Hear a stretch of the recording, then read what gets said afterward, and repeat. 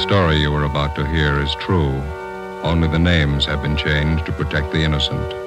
Fatima Cigarettes, best of all long cigarettes, brings you Dragnet.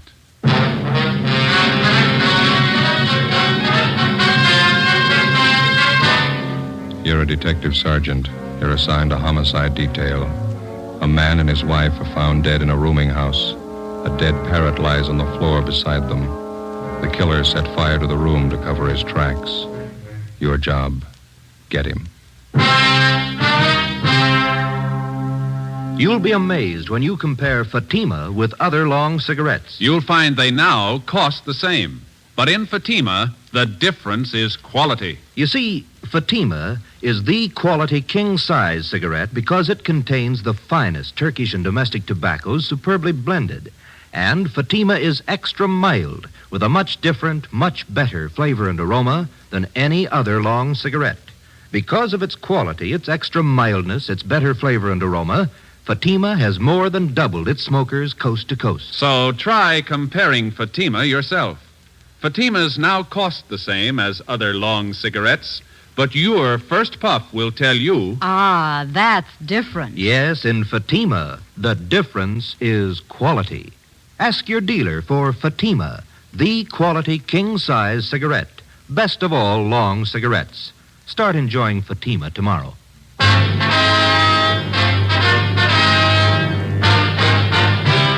Dragnet, the documented drama of an actual crime. For the next 30 minutes, in cooperation with the Los Angeles Police Department, you will travel step by step on the side of the law through an actual case transcribed from official police files.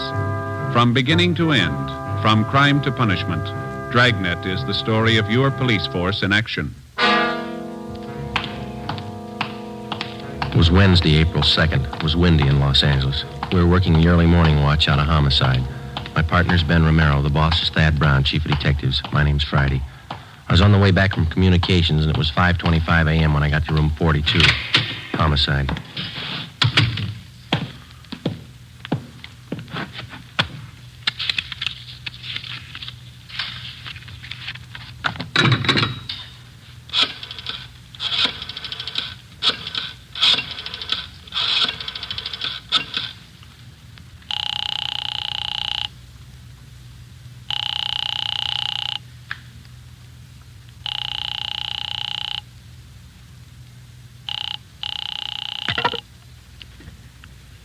Hello? Is this Miss Jones? Yes, who is it? This is Joe Friday. I'm sorry to bother you, Miss Jones. Is Lee there? Oh, yes, Joe. Just a minute, I'll wake him. Lee, honey. Lee, it's Joe Friday. He wants to talk to you.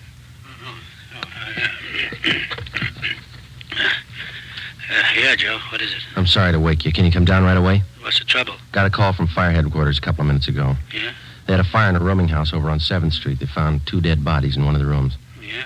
They suffocated? Well, the battalion chief doesn't think so. They found both bodies on the bed. There was evidence of arson in the room. What kind of proof they got? The victims. That's why we called you. What you got? Fire department thinks they were dead before the fire started. 5:30 a.m. Romero and I drove out to the rooming house on 7th Street. It was a 2-story building in the middle of the block between South Grand and Toledo Avenue. On one side of it was a small transient hotel, and the other, a building which housed a bookbinding firm and studios for an acrobatic dancing school. When we got there, the salvage crew was still working. We were directed to the 2nd floor, where we met with a man in charge from the fire department, Battalion Chief Sullivan. It's right down the hall here. Watch your step there. Oh, yeah. You have the names of the victims, Chief? We think it's Guthrie, Mr. and Mrs. Charles Guthrie. Old couple, lived here for some time, I understand. Here we are. We figure that's where it started, right under the bed over there. Heat must have been terrific. Look at the walls, Joe. Yeah. This is where most of the damage was done, Chief? No, rooms on both sides got it, too. Not as bad as this, though. Guthrie's had 2 rooms. This and the one adjoining. Through the door there. Mm-hmm. When the fire starts, got any idea? About 4:45, I'd say. Landlady smelled the smoke about 10 to 5, put in the alarm. Fire was out 3 minutes after 5. Any other casualties besides the Guthries, I mean? No, just the 2. Okay. Over on the bed here.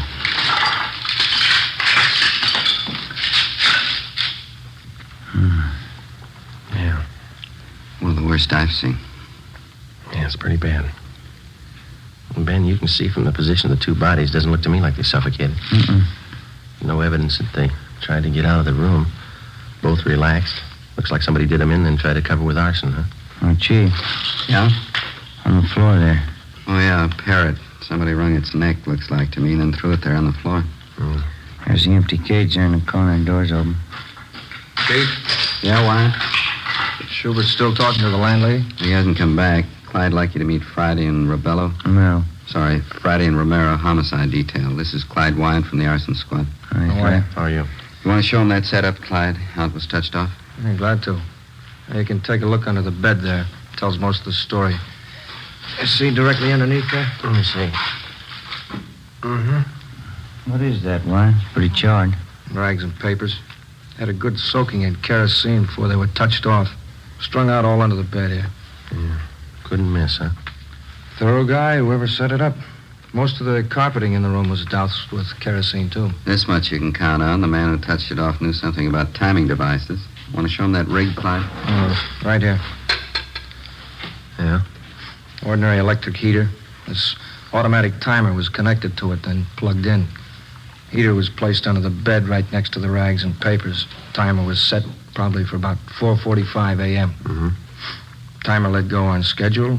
Heater warmed up. Rags and papers caught fire, then the mattress. You can see the rest for yourself. That timer pretty intricate, Wyatt. The man who put it together was no amateur, as the chief said. Must have known something about clockwork. Clyde, see you a minute. Yeah, Mac. Excuse me, I'll be back in a minute. Too bad. Thanks very much. You find anything else that might tie in, Chief? Not in this room, no. Dead parrot there. Door of the cage open. Probably a pet. Might have been out of the cage at the time of the fire. Is it possible the parrot could have suffocated, Chief? Not from what I can see, no. As I say, it looks to me like somebody wrung the bird's neck. A few green feathers on the floor there. Mm-hmm.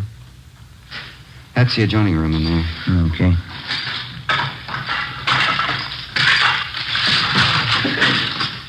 I figure the Guthries used it as a sitting room. Yeah. You can see the fire didn't wipe out everything in here. Mm-hmm. Hey, Joe. Come here a minute. Right. This carpet here with a door. Dark stains. Let me see. What do you think? Could be blood. Heavy stains, sure enough of them. Yeah. Looks like more of them by that desk there, and some on the wall, too. Desk drawer's open here. Yeah, I see that. That's about it. You know as much as we do so far. Yeah. We know how the fire was touched off. We're satisfied it didn't kill those two people in there. The boys from Larson Squad talking to the other roomers in the building? Right now, you can check with them. Okay. Well, thank you very much, Chief. I certainly appreciate it. Not at all. The usual breaks, isn't it? How's that? This is Fire Prevention Week. 5:53 a.m. Lieutenant Lee Jones and the crew from the crime lab arrived. Davis, the photographer, Dean Bergman from Leighton Prints. Pictures were taken of both rooms, which made up Mr. and Mrs. Guthrie's living quarters. Photographs of the bodies were taken. Bergman processed for fingerprints. While Lee Jones continued his investigation, Ben and I went down the hall to the landlady's apartment, where we met with Ray Schubert, one of the men from the arson squad. These men are from Homicide Division. Sergeant Friday, Sergeant Romero, Mrs. Stedman, that right? Yes, Clara Stedman. How do you do? Yeah. I manage the house here. Would either of you care for a cup of tea? No, thank I you. wouldn't care for it. When did you last see Mr. and Mrs. Guthrie, ma'am? Well, now, let me see.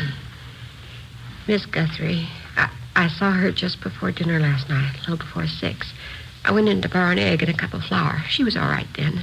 Was there anyone with her? No, she was alone. What about Mr. Guthrie? When did you last see him?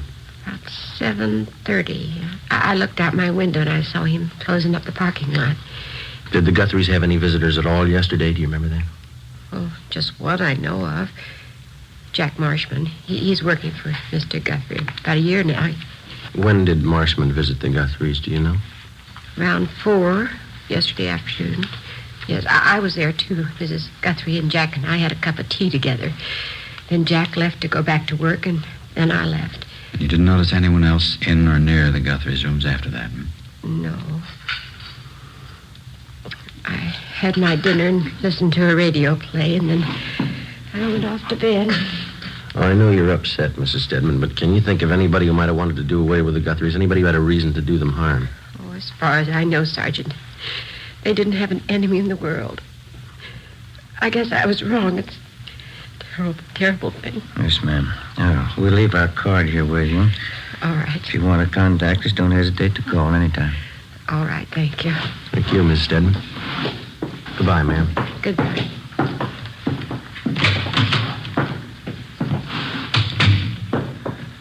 What time you got? 6:15. It's pretty early. They ought to be able to post the bodies for us this morning. Say Friday? Oh, yes, Chief. Jones, your crime lab man's looking for you. Thank you. Ben, you called the coroner, didn't you? Yeah, he's on his way over. Right.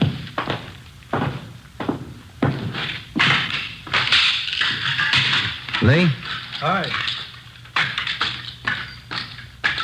I'm looking for you. Got a few things. Yeah, what's that? This hammer. Found it over in the corner under some of the rubble.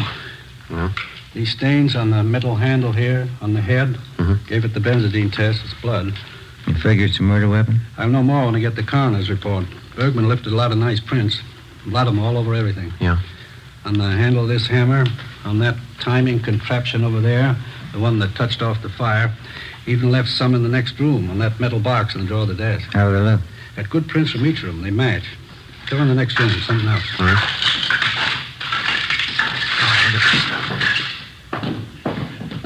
Yeah? Those stains on the carpet by the door, the stains on the carpet by the desk, those on the wall, blood stains, all of them. And you can see here, trail of stains, all leading through the door into the murder room. You figure they were murdered in here, and then the killer took the bodies in the next room and put them on that bed, huh? Then he set fire to cover up. That's my guess. How about the prints on the box in that desk, Lee? Might have been money in the box. Possible burglary? That's an angle. I'll take scrapings from these stains on a biological precipitant when I get back to the lab. I'll let you know how it comes out. Better start finishing up here. Right, Lee. Thanks very much. Well? Well, looks like we're in fair shape. A hammer, a couple of fingerprints. Friday. Romero? Yeah, Schubert? That fellow that worked for Mr. Guthrie in the parking lot, Jack Marshman, just got here. Did you talk to him? Wyatt and I have him in one of the empty rooms down the hall. Thanks. Which way? Down here. Seems pretty well broken up. You talked to anyone besides you since he got here? No, I told him the Guthries were dead, that's all. He's taking it pretty hard. Which one? Right here.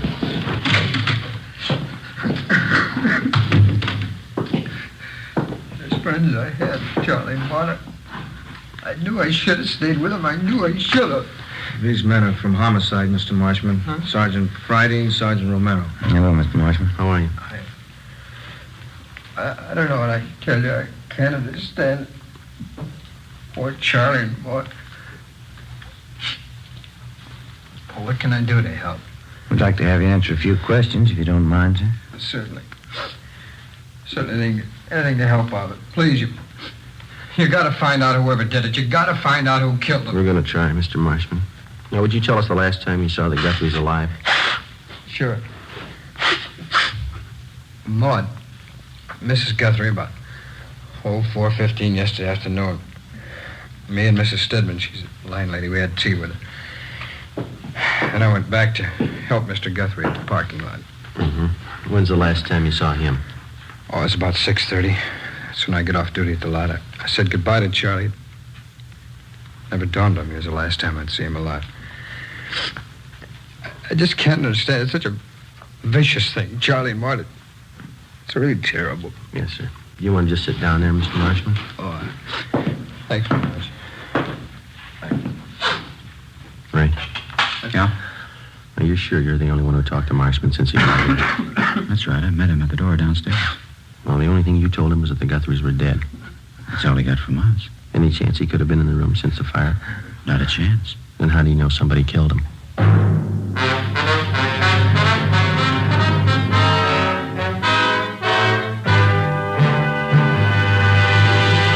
You are listening to Dragnet, authentic stories of your police force in action. You'll be amazed when you compare Fatima with other long cigarettes. Buy a pack. You'll find Fatimas now cost the same. Light a Fatima. Ah, that's different. What a difference. Yes, friends, in Fatima, the difference is quality.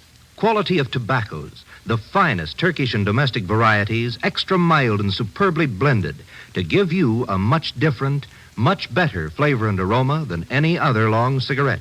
Quality of manufacture. Smooth, plump cigarettes rolled in the finest paper money can buy. Quality, even to the appearance of the bright, clean yellow package, carefully wrapped and sealed to bring you Fatima's rich, fresh, extra mild flavor. Try comparing Fatima yourself. Fatimas now cost the same as other long cigarettes, but your first puff will tell you... Ah, that's different. Yes, in Fatima, the difference is quality. Ask your dealer for Fatima, the quality king-size cigarette. Best of all long cigarettes. Start enjoying Fatima tomorrow.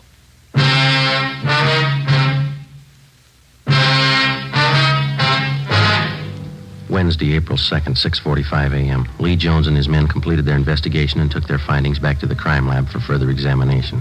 The deputy coroner arrived and removed the bodies of Mr. and Mrs. Guthrie to the county morgue. Together with Clyde Wyant and Ray Schubert of the arson squad, Ben and I continued questioning the Guthrie's friend and employee, Jack Marshman. His answers got more confused, and he kept contradicting himself. In some ways, he seemed childlike. In others, a good deal more complex. We strung along. In order to keep up the pretense that he was not a suspect, we asked him to come along with us while we checked his living quarters, a 2-room basement apartment near Olympic and South Flower. We explained it as a routine check. Marshman was calm and self-assured. Well, here it is, officers. You can see for yourself. Yeah, Nice, comfortable place. Oh, I like it. I've been here for about 3 years. Well, this room's where I do my living. Pull-down bed. It's a little gas plate over there. It's handy. Compact. I see. What do you use this next room for here, Jack? Oh, it's my shop. I like to put around. You care to see it? Yeah, okay.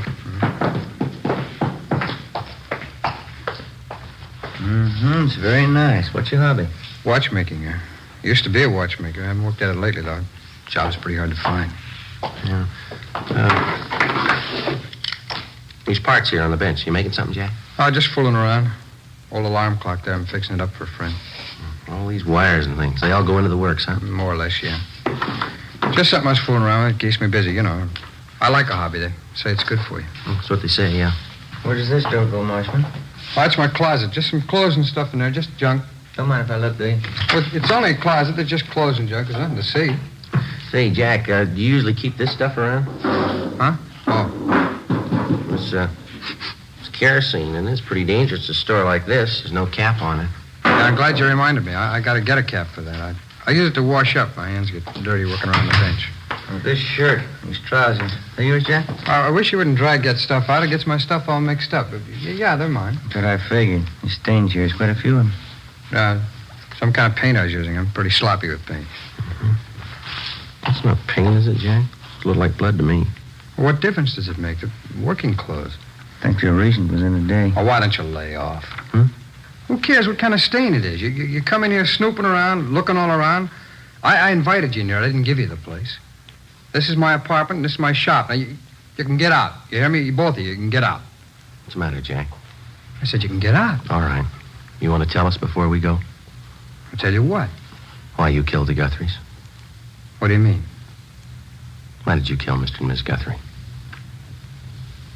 No reason. I just did. 9 a.m. We put the stained clothing and the materials from the workbench in the car. Together with the suspect, we headed back for the office. On the way, Marshman was quiet. He asked for some breakfast. We stopped and bought him some ham and eggs. We tried to get him to talk. He refused. After breakfast, we dropped the stained clothing and the other things at the crime lab, and then we drove to the city hall.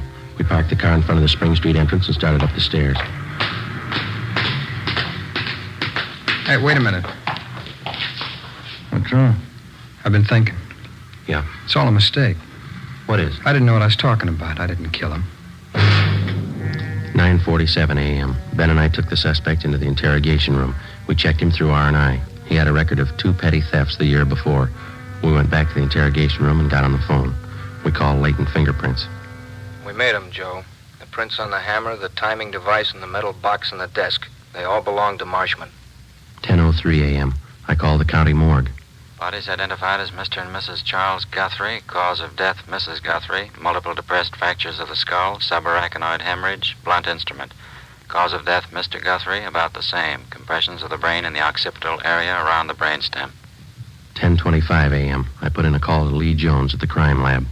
The materials from the workbench are the same that went into that automatic timer, Joe. Piece together the cut ends of some of the wires. They match. How about the stains on his clothes? Human blood. 10:45 a.m. We laid it out for the suspect, step by step. Let me rest a while. I'll feel better. Let me think. We stayed with him. We waited. 11:20 a.m. The suspect opened his eyes. Sergeant? Yeah? I want to talk about it. 11:25 a.m. Schubert and Wyatt from the arson squad joined us. We called in one of the stenographers to take Marshman's statement, Eleanor Eastlack. She automatically took down the time, the place, and those present. Jack, this is Miss Eastlack. She's going to record your statement so there'll be no misunderstanding as to what you say at this time. How do you do, man? No. Joe, you want to handle the question? All right. Jack, we've got a few preliminaries here for you. Okay. John Everett Marshman, is that your true name? Yeah. Where do you live? 122 and a half Morgan Place, apartment B. What's your age? 37. Occupation? Watchmaker, when I'm working. Well, now, Jack, you've indicated to us in a previous conversation that you're willing to make a statement setting forth the true facts surrounding the deaths of Mr. and Miss Charles Guthrie. That's right, I'll tell you. Were you in their home Tuesday, April 1st? That's yesterday. Yeah, that's right, I was. What time did you get there? First time? About 5 minutes to 4 in the afternoon. Mrs. Guthrie was there, and so was the landlady, Mrs. Stedman. We had some tea. Was anybody else present while you were there? No, it's just the three of us. How long did you stay there? I left about 4:15, I guess. Guess I was there about 20 minutes. Where'd you go when you left? Oh, back to the parking lot as usual. Charlie Guthrie left and went home to dinner. He got back about 6:15. I left at 6:30, quitting time. And where'd you go after you left the parking lot? Went around the block and then back to the Guthrie's place. Why'd you go back there? To get money. Charlie never paid me enough.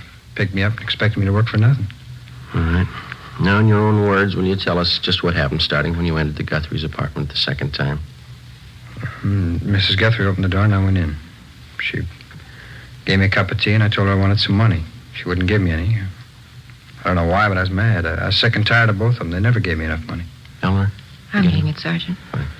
All right, go ahead, please. Mrs. Guthrie went in the next room and I went over to the desk and got the money from the box that they keep it in. I don't know how much. I grabbed all of it and that Parrot started squawking. Mrs. Guthrie came running in. She saw me with the money and she says, "Jack." I picked up something and hit her. It was the hammer. And I kept hitting her. Can you remember how many times you hit her, Marshman? Oh, I don't know. She fell down. Parrot was still squawking, jumping around the cage, and I went over and opened the door of the cage and pulled the Parrot out. It stopped moving finally. I went in the bedroom and threw it on the floor, and then I dragged Mrs. Guthrie in the bedroom and put her on the bed, and I left. Where'd you go? No, I don't know. I walked around. Tried to think of something. It was cold. I got a bottle of wine, I drank it, and then I got to thinking about what Charlie'd do when he got home. I knew he'd be sure I did it. He always blamed me for everything. So I finally went back to the Guthrie's place and found the hammer that I used on her. What'd you intend doing with the hammer? Killed Charlie. If she had it coming, so did he. You can't blame me if they forced me into it. Anybody would have done the same. What'd you do after you found the hammer again? I picked it up and waited for Charlie to come home. I remember that. The wine made me feel pretty good. I stood there in the dark holding the hammer, watched out the window for Charlie. It was cold out, I remember that. So the radio on down the hall, and I held on to the hammer and waited for Charlie. The neon light across the street that came through the windows. Old lady was on the bed in there. I could see the Parrot on the floor. It was quiet. I had a smoke. Traffic kept going by outside. I could hear that. I held on to the hammer. It's windy out. I kept thinking Mrs. Guthrie was looking at me from the bed, but she wasn't. Charlie came home at the usual time, a little after 7:30, and I stood by the door. He came in and closed the door after him. When he reached for the lights, I hit him. He fell down. I hit him some more. You couldn't blame me. Anybody would have done the same. Anybody would have, the way he kicked me around. How many times did you hit him, Marshman? I don't know. Was it twice? 3 times? I don't know. I hit him till he quit moving. That's all. I Took him, dragged him into the bedroom, put him on the bed with his wife. I put him over. Wiped the stains off of me and left. It's the only thing I could do. Where'd you go then? My place. I knew that timer had to do the trick. I put it in a shopping bag with some stuff, and I went back to the Guthries. They were still there on the bed. Parrot was on the floor. Would you repeat that last part, Mr. Marshman? Oh, I said they were still on the bed, the Guthries, and the Parrot was on the floor next to the bed. Put the kerosene on the carpet and the rags and paper under the bed and rigged up the electric heater and the automatic timer to set it off. A little slower? Yeah, would you speak up, Jack, and then slow it down just a little bit? Oh, sorry. How did you rig the timer to set off the heater, Marshman? Can you tell us? Oh, it'd take all morning to tell you. You got the timer. I'll take it apart and explain it to you if you want. All right. What was your purpose in setting fire to the room? You knew both Mr. and Mrs. Guthrie were dead, didn't you? Oh, sure. Sure they were. They forced me into it. I set the fire to make it look like an accident, like they'd burned to death. Well, what'd you do after you set the timer?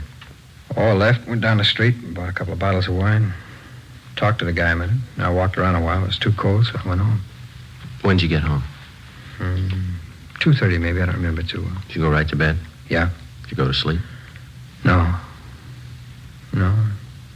I laid there and read a movie magazine, drank the wine. Finally, I finished up the 2 bottles and dozed off. What time did you get up? A little before 6 this morning. Went down to the Guthries to nose around. That's how I met you guys. Well, you know all the rest because I've been with you ever since. All right, Jack. Anything else you'd like to add? No, I told you everything. All right. And this statement was given free and voluntarily, and there's been no promise of immunity or reward extended to you? Yeah, that's right. Was any force, violence, or duress used to induce you to make this statement? No. Okay. These questions and answers have been recorded by the secretary here. After they've been transcribed, will you be willing to sign it as a true statement? Well, sure, I'll sign it. All right, Eleanor. Can you get that out as soon as possible? All right, Sergeant. Thank you. You're welcome. Well, that's it, huh? All of it? That's it. Oh, that's good. That's good. I'm tired. It's been a long night, a long one. Get used to it. Huh? They're going to get longer. The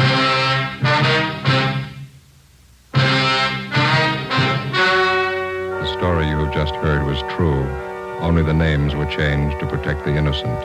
On July 29th, trial was held in Superior Court, Department 86, City and County of Los Angeles, State of California. In a moment, the results of that trial. Now, here is our star, Jack Webb. Thank you. Recently, I've asked you to send me the names of cigarette dealers who are out of Fatimas. You see, the demand for Fatimas is so great that I want to make sure that all of you can buy them. So keep your letters coming. If you find a dealer fresh out of Fatimas, let me know and we'll have something done about it. Write your dealer's name and address on a card and mail it to me, Jack Webb, Post Office Box 951, Hollywood 28. And now for you, Mr. Dealer. The coming holiday season will find new thousands insisting on Fatima quality. Step up your order for Fatimas tomorrow. Get in on the increasing demand for the quality long cigarette.